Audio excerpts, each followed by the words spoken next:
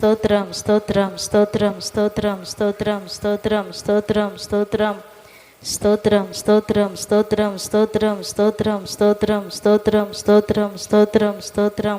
మహాపరిశుద్ధుడ, ప్రేమ కలిగిన తండ్రి, నీకు వందనాలు, స్తోత్రం చెల్లిస్తున్నాము నైనా. గడిచిన కాలం అంతా మీ రెక్కల నెడలో దాచి ఆరోగ్యం ఇచ్చి ఆయుష్కాలమును పొడిగించి ఈ పునరుద్ధాన దినమందు నీ పరిశుద్ధమైన ఘనమైన నామమును స్తుతించడానికి నీ సన్నిధిలోనికి మమ్మల్ని అంతా సమకూర్చినందుకే నీకు వందనాలు, స్తోత్రం చెల్లిస్తున్నాము తండ్రి. జరుగుచున్న ఆరాధనను మీ చేతుల్లోనికి సమర్పిస్తున్నాం. కరెంటును సిస్టమ్ను మీరు స్వాధీనపరచుకున్నందుకే వందనాలు, స్తోత్రం చెల్లిస్తున్నాము నైనా. కూడి వచ్చిన నీ బిడ్డలందరిని బట్టి నీకు స్తోత్రం చెల్లిస్తున్నాం. ఇంకనూ రావాల్సిన బిడ్డలను త్వరగా తీసుకుని రండి. వారి ప్రయాణంలో ఉంటున్న ఆటంకాల అభ్యంతరాలన్నింటినీ దూరపరిచి సకాలంలోనికి మీ సన్నిధికి రావడానికి సహాయం చేయమని ప్రార్థిస్తున్నాము నాయన. పాటల ద్వారా, వాయిద్యముల ద్వారా మీ నామానికి మహిమ తెచ్చుకొనండి. ఆరాధనలోని పరిశుద్ధాత్మ శక్తి చేత ప్రతి బిడ్డను అభిషేకించండి. ఆత్మతో సత్యముతో నిన్ను ఆరాధించి మహిమపరచుటకు సహాయం చేయమని ప్రార్థిస్తున్నాం తండ్రి. అయ్యా నీకు వందనాలు, స్తోత్రం చెల్లిస్తున్నాం. అయ్యా కీర్తన భాగం ద్వారా, సాక్ష్యముల ద్వారా మీరే మహిమను పొందండి. అయ్యా మందిరములో అడుగు పెట్టుచున్న ప్రతి బిడ్డను మీరు ఆత్మ స్వాధీనములోనికి తీసుకొనండి. అయానికి స్తోత్రమునైనా. వారి యొక్క హృదయ రహస్యములు ఎరిగిన దేవానికి స్తోత్రమునైనా. అవసరమవుతున్న సందేశం మీ దాసుల నోట మీరు ఉంచండి. అయానికి స్తోత్రం. ఒక్కొక్కరితో వాక్యములో నుండి మీరు మాట్లాడండి. వినగల చెవి, గ్రహించే హృదయం ప్రతి బిడ్డకి మీరు అనుగ్రహించమని ప్రార్థిస్తున్నాం. మీ సమాజంలో మీరు నిలిచి ఉన్నారన్న అయా భయముతో, భక్తితో, అయా గౌరవముతో, మర్యాదతో మీ సన్నిధిలో ప్రవర్తించడానికి సహాయం చేయమని ప్రార్థిస్తున్నాము తండ్రి. అయ్యా నీకు వందనాలు, స్తోత్రం చెల్లిస్తున్నాము నైనా. ఆరాధన ఆది నుండి అంతం వరకు మీరే అధ్యక్షులుగా, ప్రధాన యాజకులుగా మా మధ్యలోనికి దిగివచ్చి క్రమంగా మర్యాదగా జరగడానికి సహాయం చేయమని ప్రార్థిస్తూ ప్రతి విధమైన అంధకార చీకటి శక్తులను, నిద్ర శక్తులను ఆటంకపరచు, అభ్యంతరపరచు దుష్టుని యొక్క ప్రతి కార్యములను పునరుద్ధానుడైన యేసు నామములో బంధిస్తున్నాం. పరిశుద్ధాత్మదేవ సమస్తాన్ని మీ చేతుల్లోనికి సమర్పిస్తుండగా మీరే మా మధ్యలోనికి దిగి వచ్చి జరిగిస్తున్నందుకే స్తోత్రం చెల్లించుకుంటూ సమస్త మహిమ, ఘనత, ప్రభావం నీకే చెల్లించుకుంటూ యేసు నామములో అడుగుచున్నాము తండ్రి. ఆమేన్. హల్లెలూయా. దేవుని పరిశుద్ధ నామమునకు మహిమ కలుగును గాక. గుడి వచ్చిన అందరికి వందనాలు, వందనాలు. యేసు ప్రభు వారిని శుక్రవారం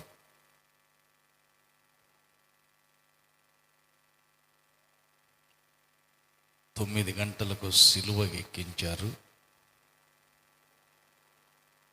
12 గంటల వరకు జీవంతోటే ఉన్నారు. 7 మాటలు సిలువలో పలికారు.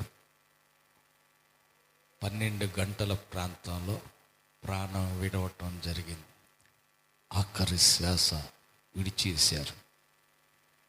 తండ్రి, నీ చేతికి నా ఆత్మను అప్పగించుకుంటున్నానని ఆయన ప్రాణం విడిచాడు. అప్పుడు భూకంపం కలిగింది. బండలు బద్దలైనాయి. పైనుంచి కిందకు దేవాలయంలో తెర చినిగిపోయింది. కటిక చీకటి భూమి మీద కమ్ముకుంది. 12 గంటల నుంచి 3 గంటల వరకు కటిక చీకటి భూమి మీద అలుముకుంది. ఎవరు ఎక్కడున్నారో ఏమీ తెలియదు. కటిక చీకటి పగలే అర్ధరాత్రిలాగా తయారైపోయింది. ఈ జరిగిన కార్యక్రమాలన్నీ చూసినటువంటి శతాధిపతి ఆయన అక్కడ ఒక మాట అంటున్నాడు.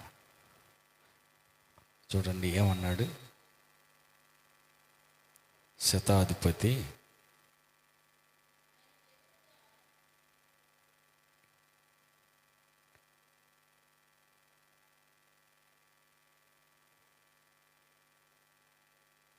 యాభై 54వ వచనం, 27వ అధ్యాయం మత్తయి సువార్త 27వ అధ్యాయం 54వ వచనం.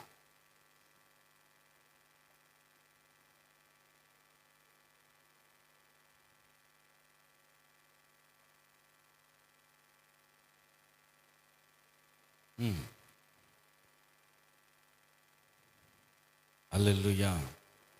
శతాధిపతి అతనితో కూడా యేసునకు కావలి ఉన్న వారును భూకంపమును జరిగిన కార్యములన్నిటినీ చూసి మిక్కిలి భయపడి నిజంగా ఈయన దేవుని కుమారుడని చెప్పుకొనిరి.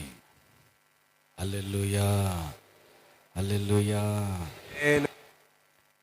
కాబట్టి శతాధిపతి నిజంగా ఈయన దేవుని కుమారుడే అని ఒప్పుకుంటున్నాడు. హల్లెలూయా. తర్వాత 3 గంటల తర్వాత వెలుగు వచ్చింది, చీకటి తొలగిపోయింది. తర్వాత జరిగిన సంగతి ఏంటంటే అందరూ చెదిరిపోయారు, ఎవరు లేరు. ఆఖరికి యేసు శిష్యుడుగా ఉన్నాడు, 12 మందిలో ఒకడుగా కాకపోయినా యేసు శిష్యుడుగా ఉన్నాడు. ఆయన పేరు అరిమతై యోసేపు. 57వ వచనం.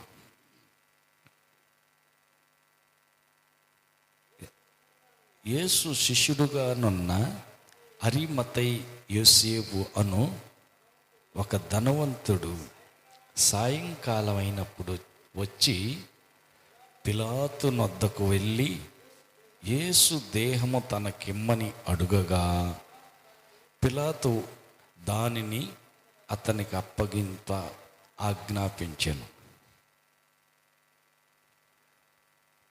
ఈయన రహస్యంగా యేసు ప్రభుకి శిష్యుడిగా ఉన్నాడు.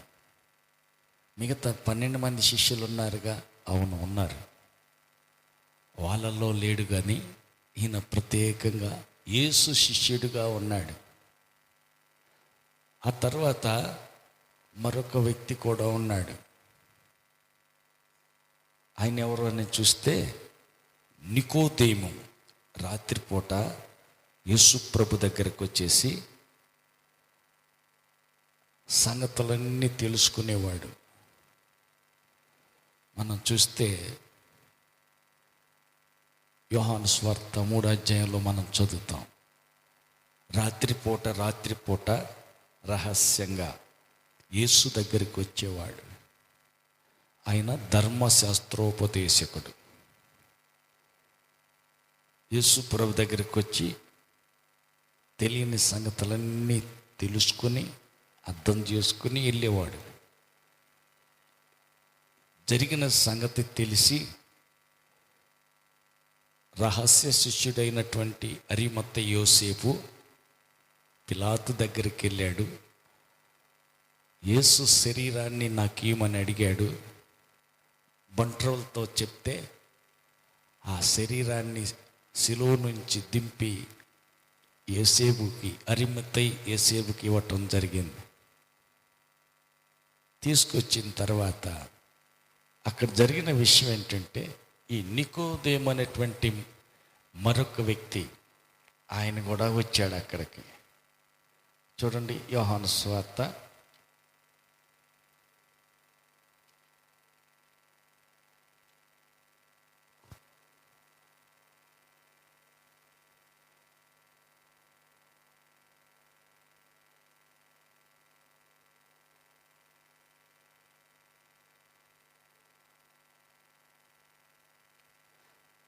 19వ అధ్యాయం 39 చదువుతాం. 19:39 యోహాను సువార్త 19వ అధ్యాయం 39వ వచనం. మొదటి రాత్రి వేళ ఆయన యొద్దకు వచ్చిన నికోదేము కూడా బోలముతోనూ కలిపిన అగరు రమారమి 150 సేర్ల ఎత్తు తెచ్చెను. అంతటా వారు యేసు దేహమును ఎత్తుకొని వచ్చి యూదులు పాతిపెట్టు మర్యాద చొప్పున ఆ సుగంధ ద్రవ్యములు దానికి పూసి నారబట్టను చుట్టిరి. హల్లెలూయా.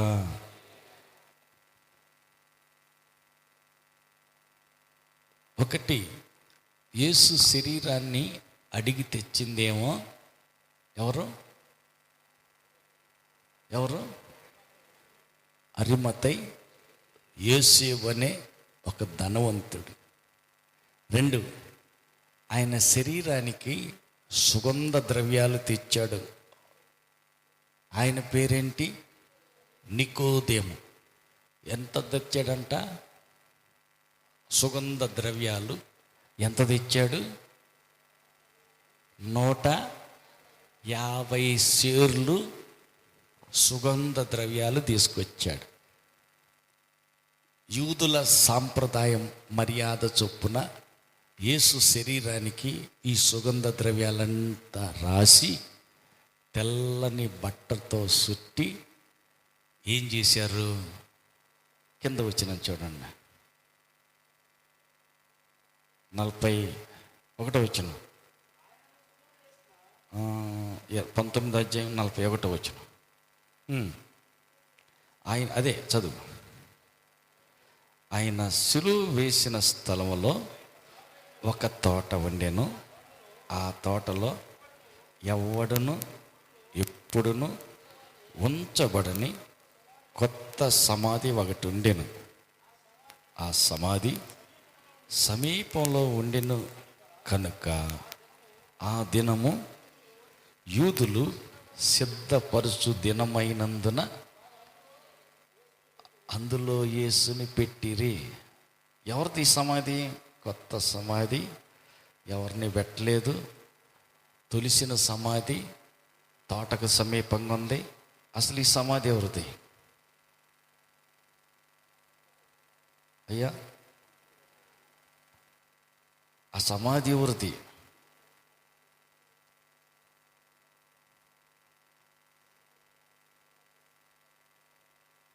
హల్లెలూయా. ఈ సమాధి ఎవరిది అని చూస్తే, అమ్మా ఎక్కడుందో అది చదవండి.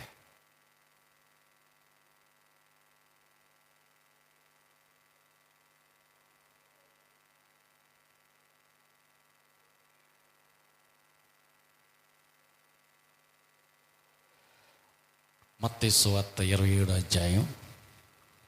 మత్తయి సువార్త 27వ అధ్యాయం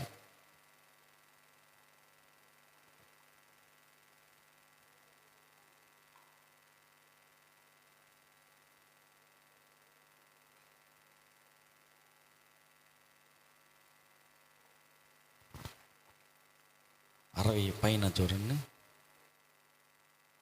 57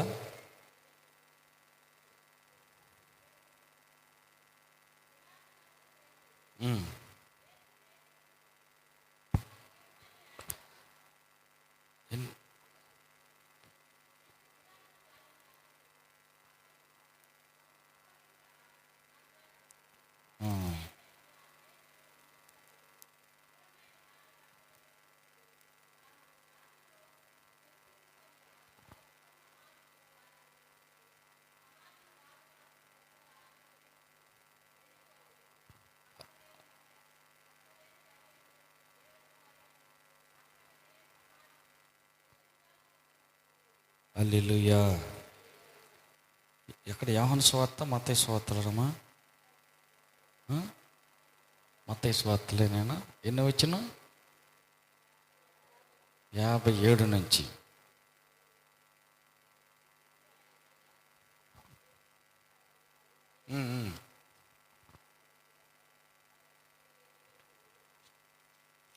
అరిమత్తయి యోసేపు ధనవంతుడు సాయంకాలం వేళ వచ్చి పిలాతు వద్దకు వెళ్ళి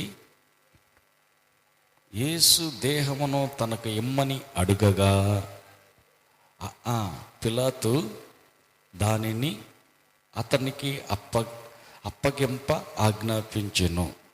యోసేపు ఆ దేహమును తీసుకొని శుభ్రమైన నారబట్టతో చుట్టి తాను రాతితో తొలిపించుకొనిన కొత్త సమాధిలో దానిని ఉంచి సమాధి ద్వారమునకు పెద్ద రాయిని పొర్లించి వెళ్ళిపోయాను. ఎవరిది సమాధి? అరిమతై యోసేపు. అంటే సొంతంగా సమాధి ఏమి లేదు. సృష్టికర్తకి, ఆకాశానికి, భూమికి సృష్టికర్తకి సొంత సమాధి కూడా లేదు. ఇది ఎవరి సమాధి? అరిమతై యోసేపు సమాధి. హల్లెలూయా. అరిమతై యోసేపు అనే శిష్యుడు తన కోసం తొలిపించుకున్న పొరుగువాని సమాధిలో యేసయ్యని పెట్టేశారు. పెద్ద రాతిని పొర్లించాడు. మగ్దలేని మరియయు వేరొక మరియయు అక్కడనే సమాధికి ఎదురుగా కూర్చుండిరి. హల్లెలూయా. మరునాడు అనగా సిద్ధపరచు దినమునకు మరుసటి దినాన ప్రధాన యాజకులు, పరిసయ్యులు పిలాతు వద్దకు వచ్చి, అయ్యా, ఆ వంచకుడు సజీవుడై ఉండినప్పుడు 3 దినములైన తర్వాత నేను లేచేదనని చెప్పినది మాకు జ్ఞాపకం ఉంది. కాబట్టి 3వ దినం వరకు సమాధిని భద్రం చేయ ఆజ్ఞాపించుము. వాని శిష్యులు వచ్చి వానిని ఎత్తుకొని పోయి ఆయన మృతుల్లో నుండి లేచినని ప్రజలతో చెప్పుదురేమో. అప్పుడు మొదటి వంచన కంటే కడపటి వంచన మరీ చెడ్డదయ్యుండునని చెప్పిరి. అందుకు పిలాతు, కావలి ఉన్నారు కదా, మీరు వెళ్ళి మీ శాతనైనంత మట్టుకు సమాధిని భద్రం చేయుడని వారితో చెప్పాను.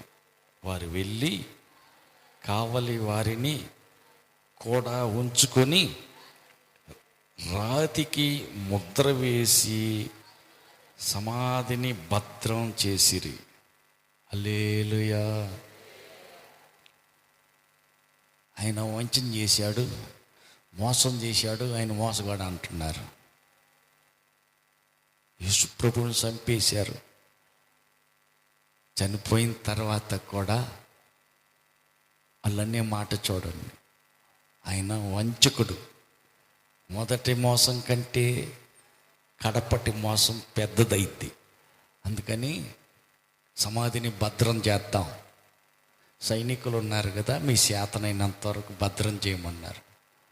సమాధిని భద్రం చేశారు, సైనికులను పెట్టారు. సమాధికి రోమా ప్రభుత్వం యొక్క ముద్ర సీలేసేసారు. హల్లెలూయా, హల్లెలూయా. మరి వీళ్ళు ఏం చేస్తున్నారు? మగ్దలేని మరియయ్యో వేరొక మరియయ్యో సమాధి దగ్గరే కూర్చున్నారంట. హల్లెలూయా. వీళ్ళిద్దరికి ఎనబట్టింది. శిష్యులు ఏమయ్యారు? పారిపోయారు. బతుకు జీవుడా అని ఎవరి దారికి వాళ్ళు పారిపోయారు. హల్లెలూయా, హల్లెలూయా. 5 రొట్టెలు 2 చేపలు ఆశీర్వదించి పంచమనిస్తే వాళ్ళు పంచిపెట్టారు. 1000 మంది తిన్నారు. అందరు కడుపులు నిండాయి.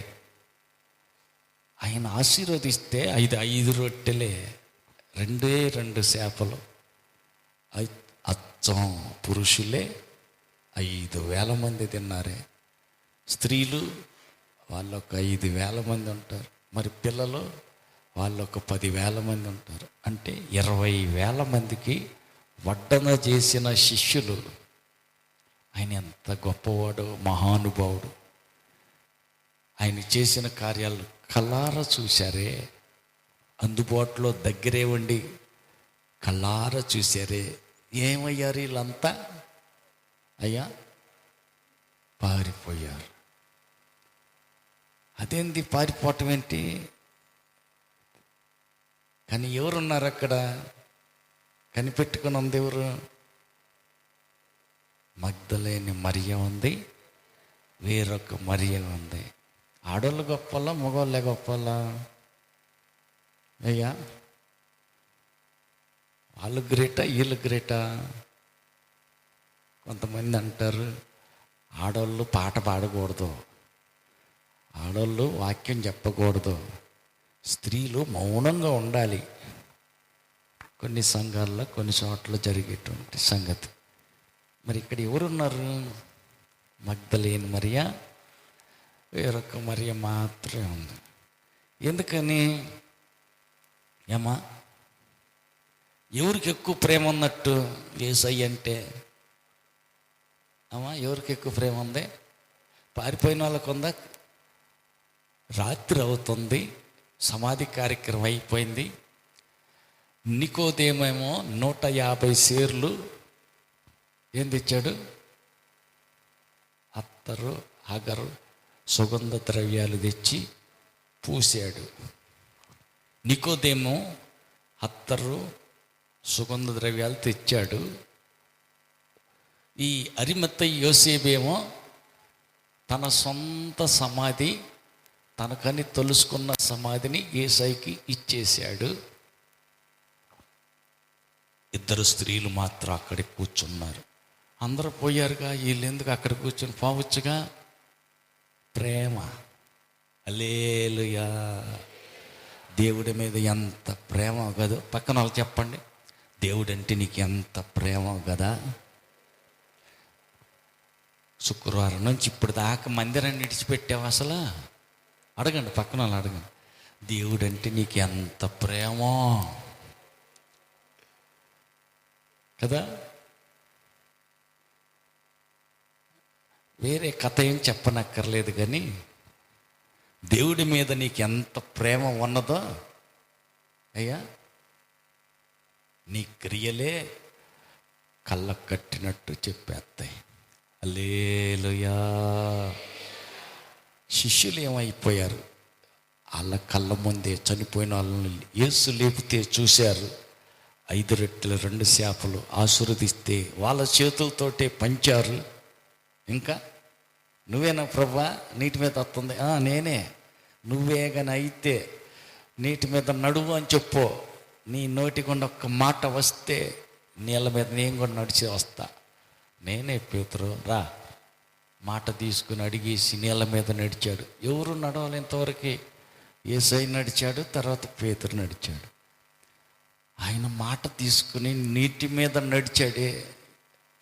ఆయనలో అంత శక్తి ఉన్నదని కల్లారా చూశాడే.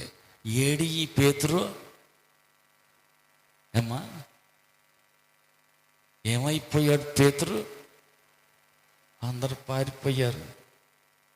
హల్లెలూయా, హల్లెలూయా. మరి వీళ్ళందరికీ గ్రేట్ ఎవరంట? సవైనా రేవైనా నాకు యేసయ్య కావాలి. పొద్దుగుకింది కదా, 6 దాటితే ఇంకెవరు సమాధి కార్యక్రమం జరగకూడదు. క్రైస్తవ పెళ్ళి జరిగిన, ప్రార్థన పెళ్ళి జరిగిన, ప్రార్థించే ఒక విశ్వాసి చనిపోతే సమాధి కార్యక్రమం జరిగిన 6 గంటల లోపలనే జరగాలి, ముందే జరగాలి. 6 గంటల తర్వాత చేయకూడదు. అది నేరం, అది అక్రమం, చేయకూడదు. క్రైస్తవ పెళ్ళి రాత్రిపూట చేయకూడదు. మరి జరుగుతుంది ఏంటి? ఏ పెళ్ళి 6 గంటలకు ముందు అవ్వదు. ఎక్కువ శాతం పెళ్ళిళ్ళన్నీ ఈ దొంగ పెళ్ళిళ్ళ, లేకపోతే పేరు మొత్తం పరిశుద్ధ వివాహం. చీకట్లో జరిగే పెళ్ళి ఇది పరిశుద్ధ వివాహం. అది ఎవరు చెప్పారు? అది పరిశుద్ధ వివాహం ఎట్టయింది? అది ఎక్కడ రాత్రిపూట చేసుకునే పెళ్ళి.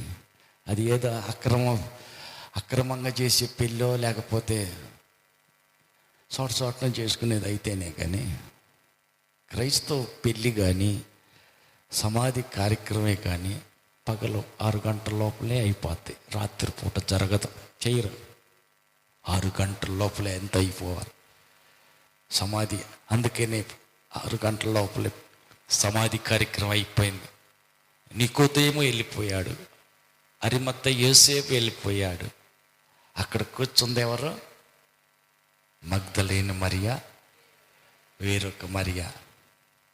హల్లెలూయా. ఆ తర్వాత ఏం జరిగింది? వాళ్ళకున్న ప్రేమ అది అట్లాంటిది. మళ్ళీ తీవ్రకి మరుసటి రోజు చీకటితోటి మళ్ళీ ఎవరు వచ్చారు? మళ్ళీ చూడండి 20 అధ్యాయం మొదటి వచనం నుంచి.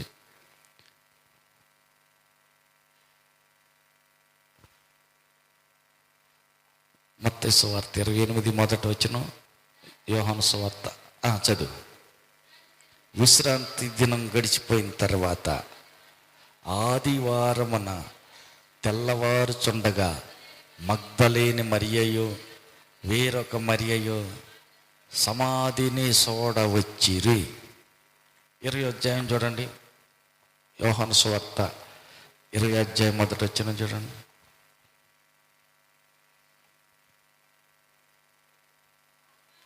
ఆదివారమున ఇంకా చీకటిగా ఉండగానే మగ్దలేని మరియయు పెందల కడ సమాధి వద్దకు వచ్చిరి. పెందల కడ ఎక్కడికి వచ్చారు? సమాధి వద్దకు వచ్చారు. పక్కన వాళ్ళతో చెప్పండి, నువ్వు పెందల కడ ప్రార్థనకు వస్తావా, ఆలస్యంగా వస్తావా అడగండి. ఫంక్షన్లకు ఎడన్నా పెళ్ళిళ్ళు ఫంక్షన్లని అక్కడక్కడ ఉంటల్లా. ఫంక్షన్కి అయితే పెందరాడి పోతావా, అంత అయిపోయినాక అడుగు పొడుగు లాస్ట్లో వెళ్తావా? హల్లెలూయా. ఇంకా చీకటిగానే ఉంది. పెందల కడనే లేచి అందరికంటే ఆఖరి సమాధిని విడిచి వెళ్ళిపోయింది ఎవరా? సమాధి కార్యక్రమం అయిపోయింది, అందరు ఇటు వెళ్ళిపోయారు. అందరూ పోయిన తర్వాత ఆఖరిలో లాస్ట్లో వెళ్ళింది మగ్దలేని మరియా, వేరొక మరియా. ఆదివారం తెల్లవారుజామున ఇంకా చీకటిగా ఉండగా పెందల కడ లేచి సమాధి దగ్గరికి ఎవరు వెళ్ళారు? అమ్మా, మగ్దలేని మరియా. హల్లెలూయా. పక్క వాళ్ళని అడగండి, మగ్దలేని మరియ కంటే నీకు ఎక్కువ ప్రేమ ఉందంటావా? పేతురు, యోహాను వాళ్ళు ఉన్నారే శిష్యులు, వాళ్ళకి ఎక్కువ ప్రేమ ఉందా? నీ ప్రేమ ఎలా వ్యక్తం అవుతుందంటే దేవుని కార్యాల మీద నీకు ఆసక్తి ఉంటుంది, దృష్టి, ఆశ, తపన. హల్లెలూయా, హల్లెలూయా. వాస్తవానికి ఆదివారం తెల్లవారుజామున అంత చీకట్లోనే వాళ్ళు వచ్చారంటే సామాన్యమైన సంగతి కాదు. సమాధి ముగించిన వెంటనే చీకటి పడిన తర్వాత కూడా సమాధి ఎదురుగా కూర్చున్నారు, అది వేరే విషయం. ఆదివారం తెల్లవారుజామున ఇంకా చీకటి ఉండగానే అక్కడికి వీళ్ళిద్దరు వచ్చారంటే ఇది వేరే విషయం. ఎందుకని? దానికంటే ఇది డేంజర్. ఎందుకని? అప్పుడు సైన్యం లేరుగా. తర్వాత ఇందాక మనం చదువుకున్నాం కదా, సమాధి అయిపోయింది, అక్కడున్న వాళ్ళందరూ వచ్చి, ప్రధాన యాజకులు వాళ్ళందరూ వచ్చి అంటున్నారు, ఏమంటే పిల్లత గారు, మొదటి వంచన కంటే కడపటి వంచన ఎక్కువైద్ది. పెద్ద వంచన చేసిన వాడు మోసగాడు అవుతాడు. ఆయన మనం నిద్రపోతున్నాం అనుకో, యేసు ప్రభు శరీరాన్ని తీసుకెళ్ళిపోయి బాడీని ఎక్కడో పెట్టేసి ఆయన లేచాడు, సమాధిలో నుంచి యేసు ప్రభు లేచాడు అని చెబుతారు. అంత మాత్రపు వాళ్ళు మరి ఏం చేయాలి? సమాధికి కాపలా పెట్టాలి. సరే పదండి, మీకు ఇష్టం వచ్చింది చేయమంటే సైనికులు తీసుకెళ్ళారు. సమాధికి పెద్ద అడ్డరాయి పెట్టారు కదా, అడ్డురాయికి పైన ఏం వేశారంట? సీల్ వేశారు, ముద్ర వేశారు. అది ఎవరు కదిలెత్తానికి లేదు. సైనికులను అక్కడనే పండుకోబెట్టారు, కాపలా పెట్టేశారు. కాపలా పెట్టేసేసారు. సైనికులు ఉన్నారు. ఈ సైనికులు సామాన్యులు కాదు, క్రూరమైనటువంటి సైన్యం. రోమా సైన్యం, మూర్ఖమైన సైన్యం. రోమా సైనికులు ఎలాంటి వాళ్ళు? రోమా సైనికులు అంటే ఒక్క మనిషి 20 మందిని కొడతాడంట. పక్క వాళ్ళని అడగండి, రోమా సైనికుడు ఒక్కడికి ఎంత బలం ఉంటుంది? 20 మందిని కొట్టే బలం ఉంటుందంట. హల్లెలూయా. అట్లాంటి సైనికులు, బలవంతులైన వాళ్ళు సమాధికి కాపలా కాస్తూ సమాధి దగ్గరే ఉన్నారు. వాళ్ళని దాటుకొని సమాధి దగ్గరికి వెళ్ళి యేసయ్య శరీరానికి సుగంధ ద్రవ్యాలు రాద్దామని తెచ్చుకున్నారు వాళ్ళు. మగ్దలేని మరియ, వేరొక మరియ సుగంధ ద్రవ్యాలు తీసుకుని వచ్చారు.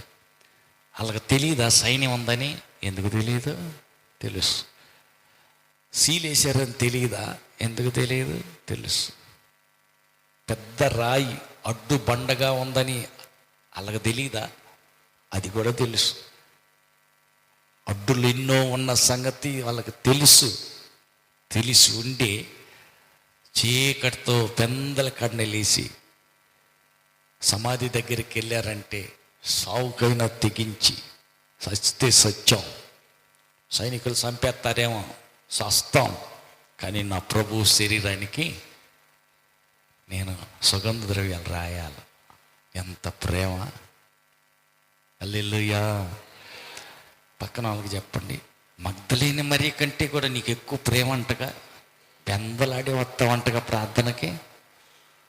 అందరు వెళ్ళిపోయినాక అంట్లు గడిగి మందిరం ఓడిసి ఎంత శుభ్రం చేసి ఆఖరి వెళ్తావంట, అందరికాడికి ముందు వస్తా అంట. నిజమేనా? అడుగు.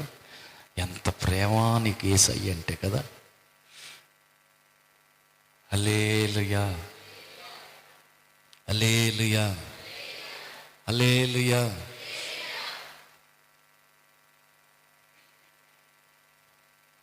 అప్పుడు నేను డిగ్రీ చదివేటప్పుడు జేమ్స్ గారని అద్దంకిలో రామనగర్లో పాస్టర్ గారు ఉండేవాళ్ళు. మేము అక్కడ ప్రార్థనకి వెళ్తూ ఉండేవాళ్ళం. అప్పుడు అమ్మ కూడా అక్కడికి చర్చికి వచ్చేది. నేను అద్దంకిలోనే రూమ్ అద్దెకి తీసుకొని ఈ కట్టరాంకోటసరావు కాలేజీలో డిగ్రీ చదువుతూ ఉంటే కూటాలు జరుగుతున్నాయని తెలిస్తే ఇక్కడి నుంచి అక్కడికి వచ్చేది. శనివారం నుంచి కోటాలంటే శుక్రవారమే వచ్చుద్ది. ఆ చర్చిలో ఏం పని ఉన్నా అన్ని పనులు చక్కగా పెట్టేసి శనివారం ఆదివారం కోటాలన్నీ అయిపోయిన తర్వాత, కోటాలన్నీ ముగించుకున్న తర్వాత సోమవారం కూడా రాదు ఇంటికి. మరి ఏం చేస్తుంది? ఆ పాస్టర్ గారు వాళ్ళ పిల్లలు, ఆ పాస్టర్ గారు వాళ్ళ పాస్టర్మ్మ గారి వాళ్ళ బట్టలన్నీ పెద్ద మూట ఒకటి వేసుకొని గొల్లకమ్మకి వెళ్ళేది. అక్కడే ఉతికి గొల్లకమ్మొడ్డును ఆరబెట్టుకొని అన్నీ మడతేసి మూట కట్టుకుని మధ్యాహ్నానికి మళ్ళీ చర్చికాడికి తీసుకెళ్ళి వాళ్ళ బట్టలన్నీ ఆరబెట్టి మందిరంలో అప్పగించి సోమవారం సందకాడికి ఇల్లు చేరుతుంది. ఊరందరి కాడికి ముందే వెళ్ళేది. అన్ని కోటలు అయిపోయి ఎటోళ్ళు అటంతా వెళ్ళిపోయి సామాను, టెంట్ సామాను, వంట సామాను అన్నీ సర్దేసి అయిపోయినాక సోమవారం సందకాడికి ఆమె ఇంటికి వచ్చేది. ఏంటంటే అక్కడ ఉన్న పని అంతా చేస్తూ ఉండేది. హల్లెలూయా. ఆమె ఆసక్తి అలాగుండేది. హల్లెలూయా, హల్లెలూయా. కాబట్టి మగ్దలేని మరియ కూడా ఆ పనే చేసేది. ఊరందరికంటే లాస్ట్లో సమాధి నుంచి వెళ్ళిపోయింది ఇంటికి. తెల్లవారుజామున ఆదివారం ఇంకా చీకటిగా ఉండగానే పెందల కాడిని వెళ్ళేసి సమాధి దగ్గరికి వెళ్తుంది. ఎందుకమ్మా అంటే సుగంధ ద్రవ్యాలు ఆయన దేహానికి రాస్తానికని. ఆమె ఆసక్తిని చూస్తే చాలా ఆసక్తి. ఆ కిందకి చదివితే మనకు అక్కడ అర్థమవుతుంది. ఆమె ఏడుతుంది. హల్లెలూయా. 20 అధ్యాయం చూడండి. యోహాను సువార్త 20 అధ్యాయం.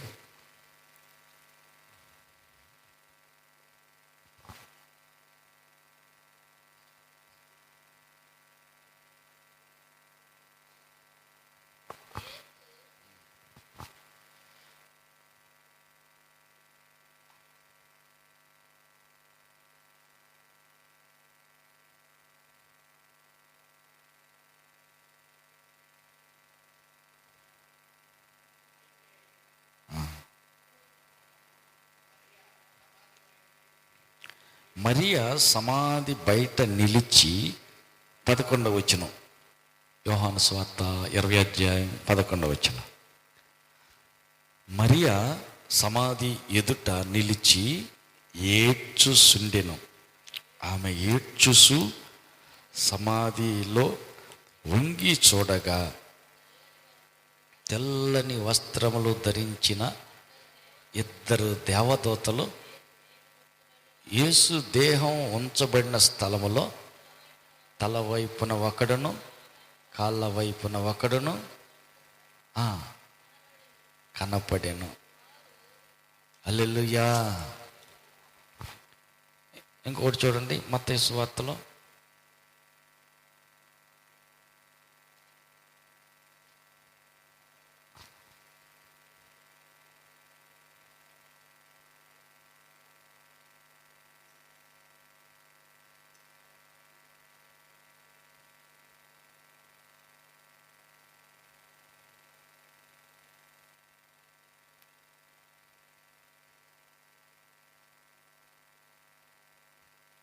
లూకా సువార్త 24 చూడండి. లూకా 24 మొదటి వచనం.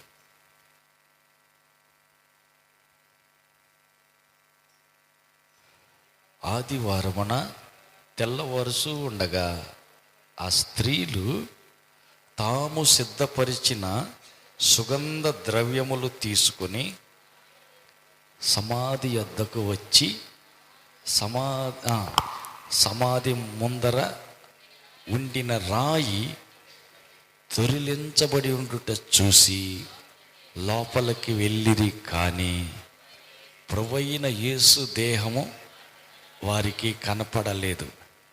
ఇందును గూర్చి వారికి ఏమీ తోసక ఉండగా ప్రకాశమానమైన వస్త్రములు ధరించిన 2 మనుషులు వారి యొద్ద నిలవబడిరి. వారు భయపడి ముఖములను నేల మోపి ఉండగా, వీరు సజీవుడైన వానిని మీరెందుకు మృతుల్లో ఎతుకుతున్నారు? ఆయన ఇక్కడ లేడు, ఆయన లేచి ఉన్నాడు. ఆయన ఇంకా గలిలయలో ఉండినప్పుడు మనుష్య కుమారుడు పాపిష్టులైన మనుషుల చేతికి అప్పగింపబడి సిలువ వేయబడి 3వ దినమందు లేవవలసి ఉన్నదని ఆయన మీతో చెప్పిన మాట జ్ఞాపకం చేసుకొనుడని వారితో అనిరి. హల్లెలూయా.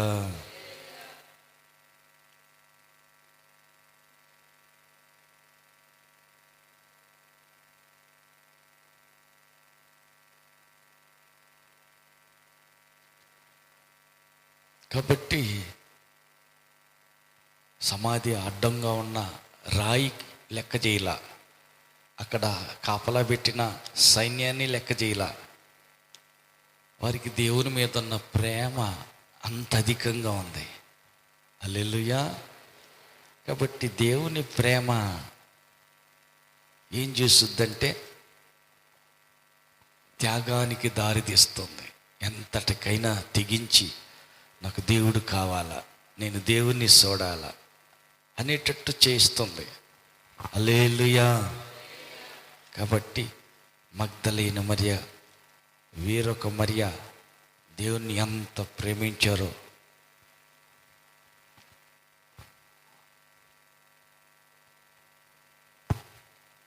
మత్తయి సువార్త 28వ అధ్యాయం కూడా చూడండి.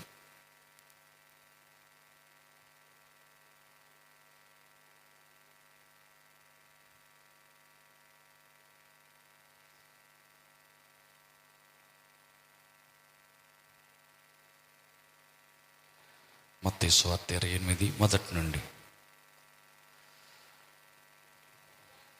విశ్రాంతి దినము గడిచిపోయిన తరువాత ఆదివారమున తెల్లవారుచుండగా మగ్దలేని మరియయు వేరొక మరియయు సమాధిని చూడవచ్చిరి.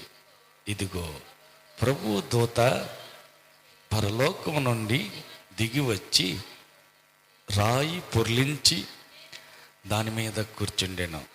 అప్పుడు మహాభూకంపం కలిగెను.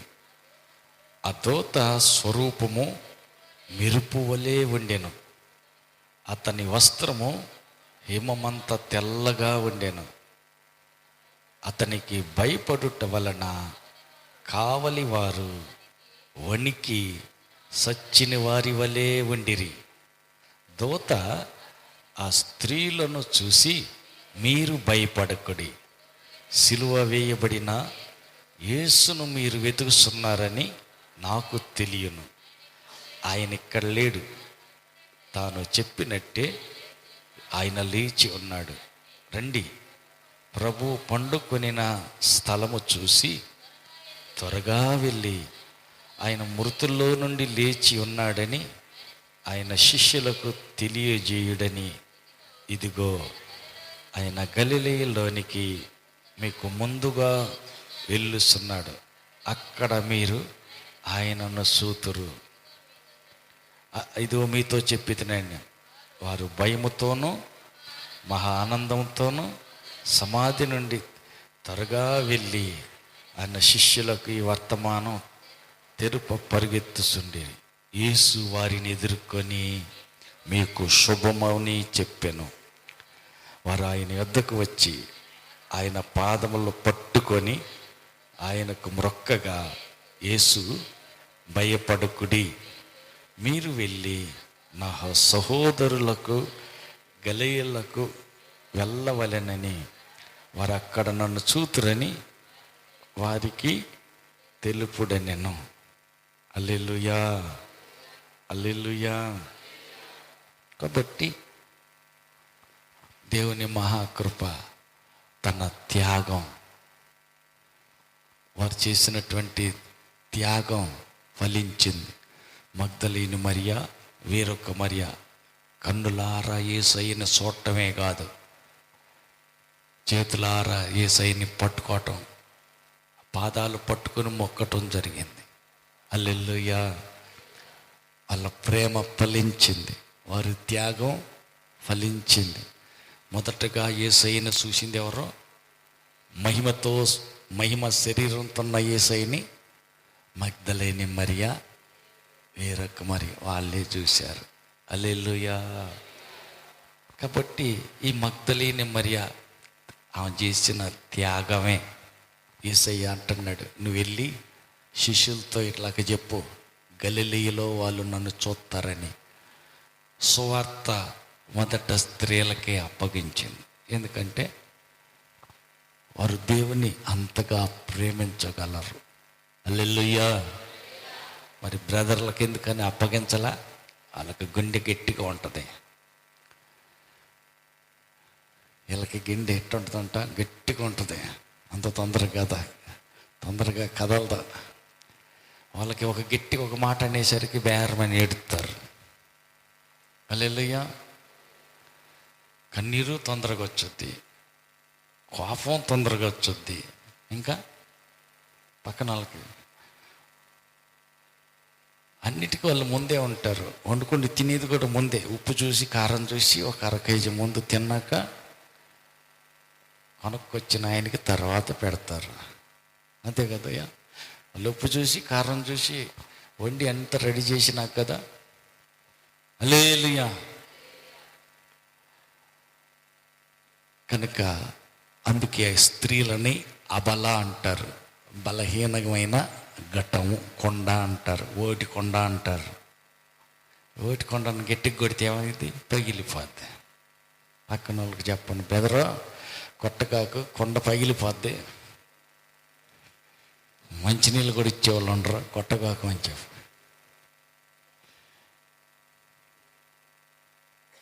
మరి బ్రదర్ల పరిస్థితి ఏంటంటే కొద్దిగా గట్టి బండ, తొందరగా కదలదు ఇది. ఎన్ని అద్భుతాలు చూశారు కల్లారా, ఒకటా రెండా, చిన్నయా పెద్దయా, ఎన్నో గొప్ప కార్యాలు చూసిన వీళ్ళు భయంతో వెళ్ళిపోయి ఎక్కడో గదిలో కూర్చున్నారు, తలుపులు బిగించుకొని అక్కడెక్కడో ఉన్నారు భయంతో. అదే టైంలో సైన్యాన్ని లెక్క చేయకుండా అడ్డుగా ఉన్న బండను లెక్క చేయకుండా, ఇంకా రోమా ప్రభుత్వపు ముద్ర వేశారు సమాధికి అడ్డంగా. ప్రభుత్వాన్ని ముద్రని కూడా లెక్కలో ఒకటి వేసుకోకుండా ఏదేమైనా ఉన్నాయి, నేను యేసయ్యని చూడాలా. హల్లెలూయా. ఇంకొక సువార్తలో మనం చదువుతాం, అమ్మ ఎందుకు ఏడుతున్నావు, ఎవరిని ఎత్తుకుతున్నావు అంటే, నా ప్రభుని నీవేమైనా ఎత్తుకెళ్ళిపోయి ఎక్కడన్నా పెట్టావేమో చెప్పు, నేను మోసుకొని వస్తా అంట. మగ్దలేని మరి అంటుంది, స్వయంగా యేసయ్యతోటే అంటుంది ఆ మాట. తోటమాలు అనుకొని నువ్వేమైనా ఎత్తుకెళ్ళావా నా ప్రభుని, తీసుకెళ్ళి ఎక్కడన్నా పెడితే చెప్పు, నేను అక్కడికి వెళ్ళి నా ప్రభుని ఎత్తుకుని, నేను చిన్నపిల్లాడు ఆయన, నేను మోసుకొని వస్తానంటాను.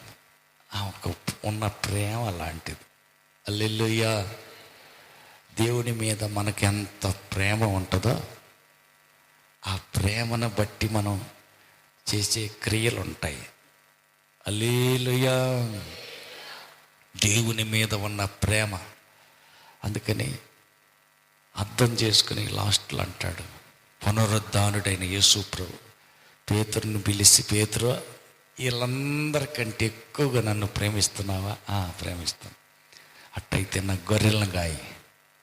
మళ్ళీ అడుగుతాడు, ముమ్మారు అడిగి 3 సార్లు బొంకాడు కదా, మళ్ళీ 3 సార్లు ఆయన్ని అడిగి, నా గొర్రె పిల్లల్ని మేపు, నా గొర్రెల్ని కాయి, నా గొర్రె పిల్లల్ని కాయమని మేపమని 3 సార్లు అధికారం ఇచ్చి బాధ్యత అప్పగించాడు. అంటే ఎవరైతే దేవుణ్ణి ఎక్కువగా ప్రేమిస్తారో, ఆయన ఎక్కువగా ప్రేమించే వాళ్ళకి ఏది అడ్డాలు ఉండవు. హల్లెలూయా. ఎక్కువగా దేవుణ్ణి ప్రేమించే వ్యక్తికి ఏమీ లెక్కలు కూడా వేసుకోరు, నాకు దేవుడు కావాలా. హల్లెలూయా. హల్లెలూయా. కాబట్టి చుట్టాలను ఎక్కువ ప్రేమించే వాళ్ళకి ఏం చేస్తారు, ఆదివారం ప్రార్థన తర్వాత చూసుకు వచ్చే వారం పోవచ్చులే, చుట్టాలు వచ్చారు. హల్లెలూయా. చుట్టాలు ఇంటికాడ పెట్టి మనం ప్రార్థన కట్టబోతాం. వీళ్ళకి చుట్టాల మీద ప్రేమ ఎక్కువ. అందుకని పక్క వాళ్ళని అడగండి, నీకు ఇది దేని మీద ప్రేమ ఎక్కువ? దేవుడి మీద ప్రేమ ఎక్కువ, చుట్టాల మీద ప్రేమ ఎక్కువ ఉంటుందా అని అడగండి. ఆదివారం ప్రార్థనకు వస్తే అప్పుడు అడుగు, అర్థమవుతుంది. చుట్టాలు వచ్చారు, లేకపోతే ఆయనేమో 1 కేజీ 2 కేజీల చేపలు తెచ్చాడు, అవి వండుకొని సాంతం తిని ముళ్ళన్నీ ఏరేసుకొని మొత్తం శుభ్రంగా తిని కడిగిందాక చర్చికి రారుగా. ఎందుకంటే వాళ్ళ మీద అంత ప్రేమ. దేవుడు ఎడకపోతాడు, వచ్చే వారం పోదాలు. హల్లెలూయా. తిండి మీద అంత ప్రేమ, దేవుని కంటే ఎక్కువ ప్రేమ. కొంతమంది పరిస్థితి అంతే. హల్లెలూయా. అమ్మలక్కలందరూ రెడీ అయ్యారు, చర్చికి వెళ్దామని సిద్ధంగా ఉన్నారు. అంతలోకి బెదరకు ఫోన్ వచ్చింది, బెదరు కొంచెం ఫంక్షన్ ఒకటి జరుగుతుంది, నువ్వు అర్జెంటుగా రావాలా, నువ్వు ఇష్టపడేదాన్ని కోసారు, తొందర రావాలా. అయ్యా ఎట్టయితే ఇవాళ ప్రార్థనకు నేను రానులే కానీ, అమ్మాయి రేపు ఆదివారం పదాం. ఊరుకో, ఆగు, నేను ఒక్క ఫంక్షన్ పోయేస్తాను, మీరు కూర్చోండి ఇంటికాడ. అదేంటే వాళ్ళకి ఇష్టమైనది ఏందో దొరికింది, ఫంక్షన్ దొరికింది, ప్రార్థన లేదు, ఎగ్గొట్టేసేసి వెళ్ళిపోవటమే నేరుగా. అంటే ఆ వ్యక్తికి దేవుని మీద కంటే ఎక్కువ ప్రేమ తిండి మీద ఉన్నది. మరి నీకో పక్కన వాళ్ళని అడగండి, నీకు దేని మీద ఎక్కువ ప్రేమ ఉంటుంది? దేవుని కొరకు ఎంత ఆసక్తిగా పరిగెత్తుతావో, దేవుని కోసం ఎంత త్యాగం చేస్తావో, దాన్ని బట్టి ఆటోమేటిక్గా చూసే వాళ్ళందరికీ అర్థమైపోద్ది దేవుడంటే నీకు ఎంత ప్రేమ ఉందో. మగ్దలైన మరియ మనకు ఒక మాదిరి. దేవుని అంత ప్రేమించింది కాబట్టి సాధించింది. స్వయంగా వచ్చి మరియా చనిపోయి సమాధి గెలిచి జయశాలిగా లేచిన యేసు మొదటిసారి పిలిచింది, మనిషితో మాట్లాడింది ఎవరితో? మగ్దలేన మరియతో. మరియా స్వరం విన్నది, గుర్తుపట్టింది, అమాంతగా పోయి పాదాలు పట్టుకుంది. ఆమేన్. యేసు మహిమ శరీరంతో ఉన్నాడు, మగ్దలేని మరియ మట్టి శరీరంతో ఉంది. డైరెక్ట్గా వెళ్ళిపోయాయి. ఆయన శరీరాన్ని కాళ్ళు గట్టిగా పట్టేసుకున్నా, ధన్యురాలైంది. ఆమేన్. పక్కలతో చెప్పండి, మగ్దలేని మరియను మాదిరిగా పెట్టుకో, ప్రేమిస్తే అట్లాగా ప్రేమించు. హల్లెలూయా. దేన్ని లెక్క చేయకుండా యేసు మీద ఉన్న ప్రేమతో అంత చీకట్లో ఆమె బయలుదేరితే ఆమె ఉద్దేశం నెరవేర్చడానికి ఏం చేశాడు? భూకంపాన్ని పంపించాడు, దేవదూతలు పంపించాడు, అడ్డురాతిని తొలగించాడు, రోమా సామ్రాజ్యం ముద్ర శీలును కూడా పక్కకు తొలగించాడు. హల్లెలూయా. యేసుని చూడాలనే తపన, ఆమె ఆశ ఖచ్చితంగా నెరవేర్చాడు. ఆమేన్. మనకు కూడా దేవుని మీద ఎక్కువ ప్రేమ కలిగి ఉన్నట్టయితే మన ప్రేమను బట్టి ఆయన మనకి ఏదైనా చేస్తాడు. ఆమేన్. దేవుని ప్రేమించే వారి కోసం దేవుడు ఏం చేస్తాడు? సింహాల నోర్లు మూసేశాడు. ఆమేన్. అగ్ని మంటల జ్వాలలు చల్లార్చాడు. ఆమేన్. రాజుల సింహాసనాన్ని, తాకీతుల్ని తారుమారు చేశాడు. ఆమేన్. రాజుల్ని కూడా గద్దించాడు. ఆయన నమ్ముకున్న, ఆయన మీద ప్రేమ కలిగిన బిడ్డల కోసం ఆయన ఏమైనా చేస్తాడు. నిండా ములిగితే ఏ చలి ఉండదు. దేవుణ్ణి నమ్మావా? పూర్తిగా నమ్మితే, పూర్తిగా ప్రేమిస్తే దేవుడు నీ కోసం ఆకాశమైనా తెరుస్తాడు. ఆమేన్. కాబట్టి పూర్ణ హృదయంతో, పూర్ణ ఆత్మతో దేవుణ్ణి ప్రేమించుదాం. దేవుడు నీ కోసం ఏం చేస్తాడో కల్లారా చూసి స్వయంగా నీ జీవితంలోనే నీవు అనుభవిస్తావు. అట్టి కృప దేవుడు అందరికీ దయచేదురుగాక. ఆమేన్. అందరు లేచి నిలబడదాం, ప్రార్థన చేద్దాం.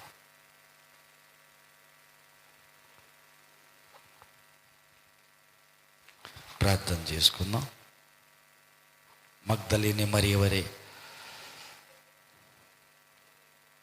పూర్ణ హృదయంతో నిన్ను ప్రేమించే వ్యక్తిగా నన్ను చెయ్యయ్యా అడుగుదాం.